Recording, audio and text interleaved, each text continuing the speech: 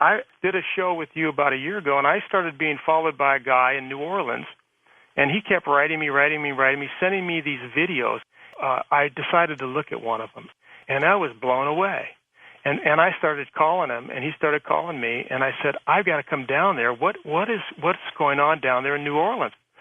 So I took a camera crew down there about a month ago or so, and we started seeing stuff that I have never seen before. Like what? Well, we would see like lights, like they were like ships, but they were light. They were just made out of light, and then they would morph and change into forms that we're accustomed to. Like these lights would turn into like airplanes, and they would actually, you'd see lasers coming out of them, and they're manifesting in the sky. And then, he started getting too close to these things, and we started seeing these forms of humanoids on the ground. I've got films of this, and we're going to do a whole document. I'm going back in about 2 weeks to do more filming on it.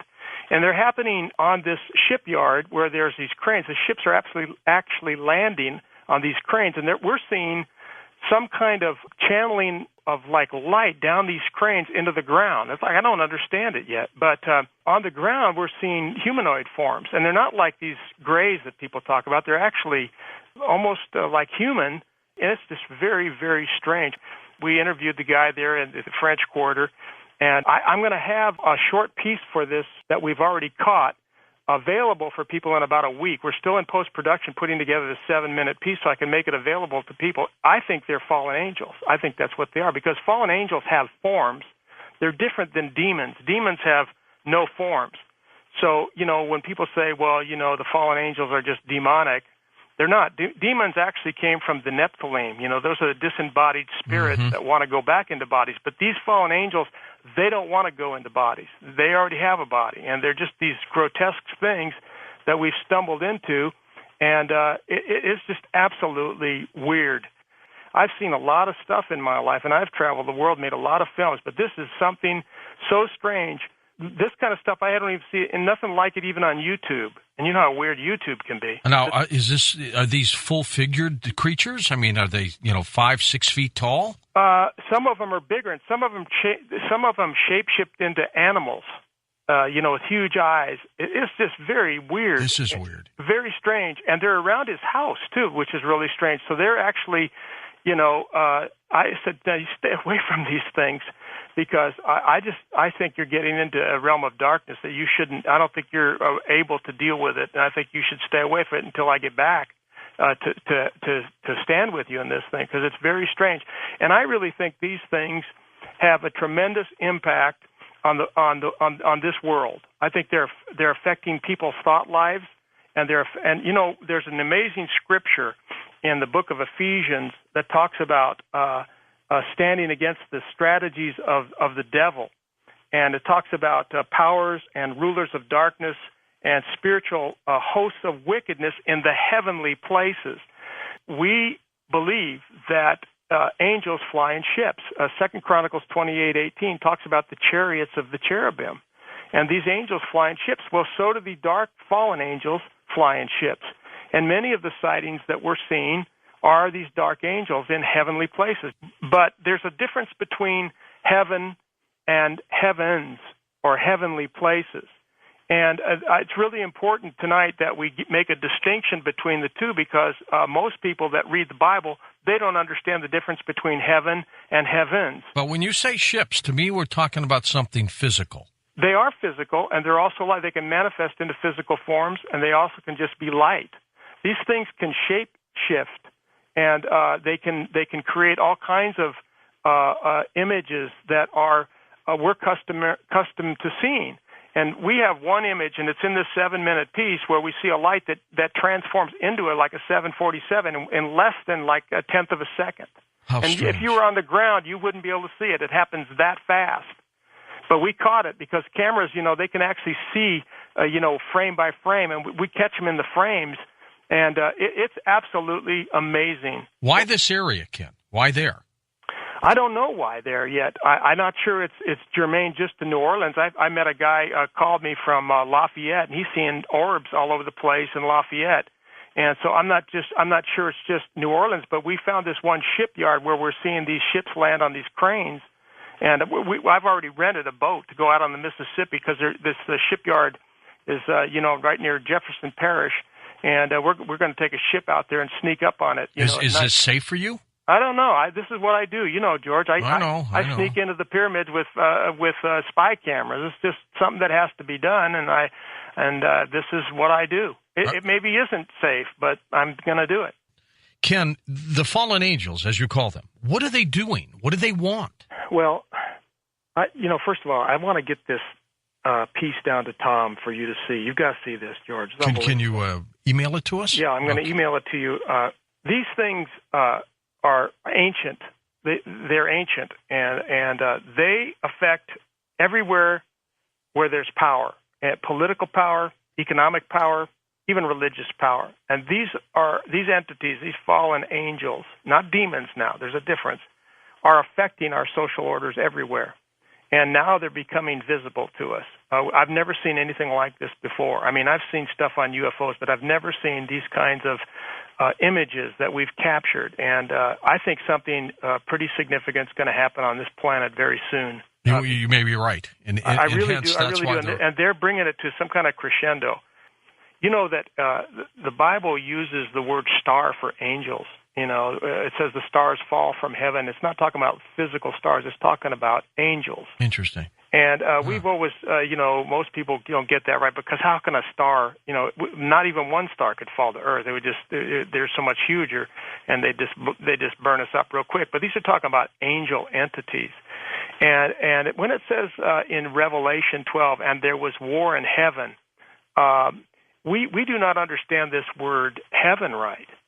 Most people think, that's where God is. And the heavens that it's talking about there is the universe. There was war in the universe. And specifically, there's many wars in this universe, not just in our galaxy, but in all the universe, because there's a negative vibe in the universal constructions. Now, it balances, right? Positive, negative. And the angels the angels dwell in the universal construction. So the Bible is pretty clear that it says there's a heaven above the heavens in several places in the Old Testament, and we know it's true in the book of Genesis, but we haven't had good translations that have helped us to really see clearly with a right cosmology. Most of us think that, there's heaven and there's earth, because doesn't the book of Genesis say, in the beginning, God created the heaven and the earth? Mm-hmm. But actually, that's a really bad translation. But most of the modern translations, if not all, say it that way. But actually, the proper Hebrew rendering of Genesis 1 there goes like this: from aforetime, which is different than in the beginning, a manifold God, or Elohim, had created the heavens and its matter. So when we say heaven, it actually means heavens. So there's 4 words in there that are really critical in creating the right mind picture so that we really understand how this whole thing works. So you have a heaven above the heavens, and then you have the lower realms, the earth. So it's like in between, he creates this expanse. It says, and he separates the waters above from the waters below. And waters are simply energy. So there's the divine energy of God in the heaven above heavens, and then there's the energies of earth, and in between is the universe. And so these angels, travel the universe in ships. And one of the great things about the Great Pyramid is when you go into that king's chamber, and this is what's kind of led me into all this stuff, there's two air ducts. They call them air ducts in the king's chamber, but one points to the south and one points to the north. But they're really not air ducts. They're actually indicators that point to places in the heavens. The southern duct points to the belt of Orion, which is where Enoch went when he left, when he took off out of here. And the northern air duct points to the constellation Draco, or Drago. And Drago is the serpent area in our galaxy. And we get the word draconian and the great dragon from this constellation. And this is where this war in heaven took place that's mentioned in Revelation 12. And there was war in heaven, and the great dragon, huffed and puffed, and he drew away 1/3 of the angels with him. They fell with him. Now, what's interesting about that is that the Christian world has never asked Well, because they think it's in heaven or God's dimension, but it's in the heavens. Who were those angels? And what were they? Yeah, and what were they? And the answer to that has been hidden for a long time. We now know that these angels are called the wheel angels, or the wheels within the wheels in Ezekiel 1. People say, well, those are flying saucers. They're not. It's a symbolic representation of these angels called the wheel angels, or the Ophans, and plural is Ophanim. So there was a group of angels called the Ophanim angels, and they were the ones that are mentioned in Genesis 1, where it says, let us make man in our image. Elohim is a generic word for all of the angels, and there's 3 angel groups that came into the galaxy of the Smoky Lakes, which is the Milky Way, and they were the seraphim, the cherubim, and the Ophanim. And they all weren't benevolent, were they? They were all benevolent. They all were. Yeah, but I'm going to tell you what happened. All right. So the cherubim were the watchers, and there's watchers because these angels kind of like have the back of the other angels because there's wars in heaven, and that's why they're called the watchers and the covering angels. And you see them covering the Ark of the Covenant. Those are the cherubim. The seraphim are like the scribes that record the history of the universes. They record what's going on in our galaxy. When it talks about the books are opened, it's the seraphim that keep those books. The Ophanim are the creators.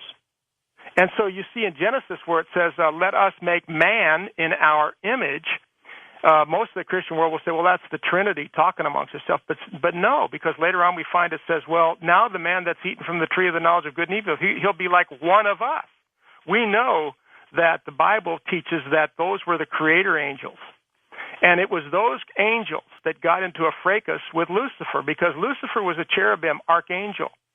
And what happened was, when life forms were being spirited in this solar system by our Father, he was given permission to take over the morning star office, which was the office over the creators.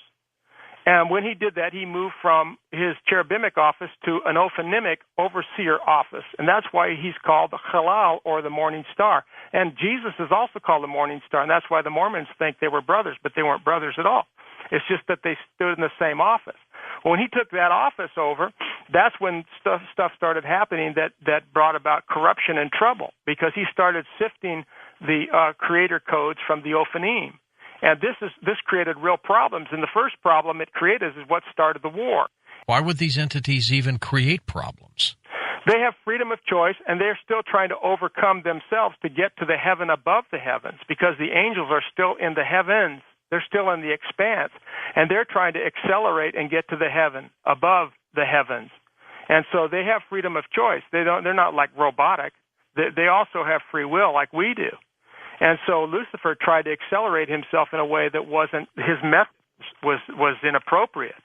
And what this did was, not all the Ophanim went to spirit creation. Only 144,000. There was 1 trillion of them. There was 1 trillion Ophanim. And some of them stayed back under the office of Lucifer when he took the morning star office. And what happened was their creator signals got twisted, and voila, we have dinosaurs. And the dinosaurs are miscreations. They're satanic. What do you mean? Well, they never were intended to be, but they were. They were manifested on the planet through codes that were twisted by Lucifer. And then when that took place, the Ophanim that came with our Father to build life forms on the earth, that's when they went to war with their brother Ophanim. There was war in heaven. That's what set off the war, was these miscreations on earth. And then this all took place up in that constellation Draco, where I mentioned it earlier. How do we know, Ken, that we're not a miscreation? I'm going to tell you the whole story. This is the most amazing story I've ever heard in my whole life. And so what happened was this war in heaven was wars are permitted in heaven if they're sanctioned by this court, and the court's called the Seven Spirits of God. It's called the Holy Commission. You can't. It's kind of like the president going to the Congress and getting permission to go to war. It's similar to that, and the Holy Commission did not sanction that war, so there had to be a judgment, and that judgment was that Lucifer and all those that wanted to stay loyal to him would have to take on human bodies.